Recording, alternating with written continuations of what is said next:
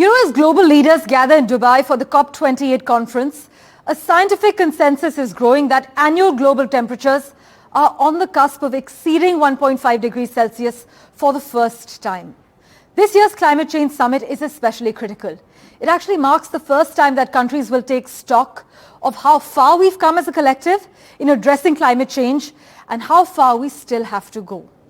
Many environmentalists and other analysts, though, have raised concerns about COP28's choice of president. Sultan Al-Jaber, the CEO of the Abu Dhabi National Oil Co., has been tasked with changing the world's climate course, while the company he heads is actually one of the world's largest oil producers. The UAE, as you're probably aware, is the world's 7th largest liquid fuel producer. But let's take you through the key issues to watch out for at this COP. Well, the primary focus will be on the UN's first ever global stocktake, assessing global progress in addressing climate change. This stocktake is crucial as it reveals how far the world is from achieving the goal of limiting global temperature rise to 1.5 degrees Celsius. Now, the key issues also include fast-tracking energy transition. This revolves around renewable energy and food and agricultural systems. Fixing climate finance, well, this aspect aims to prioritize the global south in adaptation finance and help vulnerable communities rebuild after climate disasters, among other targets as well.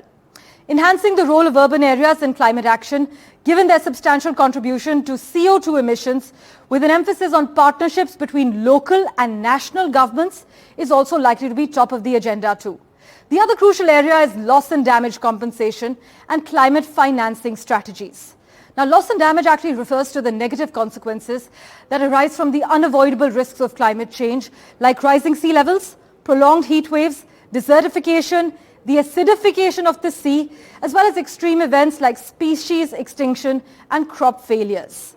The COP28 will also address failures in food systems by improving food security, reducing agricultural emissions, and promoting sustainable food practices. Phasing out fossil fuels is also going to be a primary focus.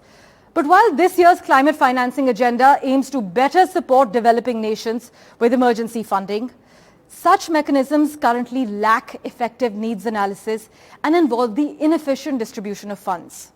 High debts imposed on such countries through global financing structures also reduce their ability to invest in the maintenance of climate projects.